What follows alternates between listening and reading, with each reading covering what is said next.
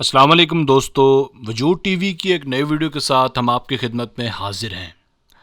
क्या आप जानना चाहते हैं नाखूनों पर मौजूद सफ़ेद चांद का क्या मतलब है और माहिरीन इसके बारे में क्या कहते हैं, और तमाम तहकीकात इसके बारे में गलत साबित हो चुकी हैं। हमारे जिस्म पर ऐसी कई अलामात मौजूद हैं जिन्हें हम कभी गौर से नहीं देखते, ना उनकी अहमियत पर सोचते हैं। जैसा कि बहुत से लोगों के नाखून के निचले हिस्से पर सफ़ेद दाग सा नज़र आता है जो निस्फ सफ़ेद चांद से मुशाबत रखता है। मुतअद्दिद अफराद को इस हलाल का पता ही नहीं है। इसका वाज़े सफ़ेद और साफ शक्ल में मौजूदगी इंसान की अच्छी और मुस्तकिल सरगर्मी का पता देती है।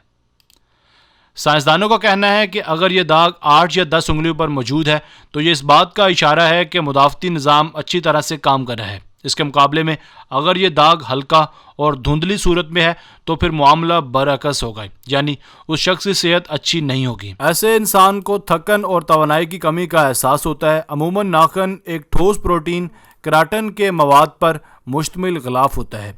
ये उसी मवाद से मुशाबत भी रखता है जो बाल और बकिया जिस्म के हिस्सों की खाल की साख्त में पाया जाता है। इस चांद का साइंसी नाम लोनोला अग्नाइस है। मुतअद्दिद तिब्बी ज़राए का इत्तफ़ाक़ है कि बहुत से जिस्मानी और नफसियाती अमराज और ग़िज़ाई किल्लत की हालतों में वगैरह का नाखून की शक्ल, रंग, हुजम और हालत से गहरा ताल्लुक़ होता है। इसीलिए डॉक्टर सेहत की अमूमी जाँच करते वक्त नाखूनों के मुआयने को ज़रूरी इक़दाम समझते हैं।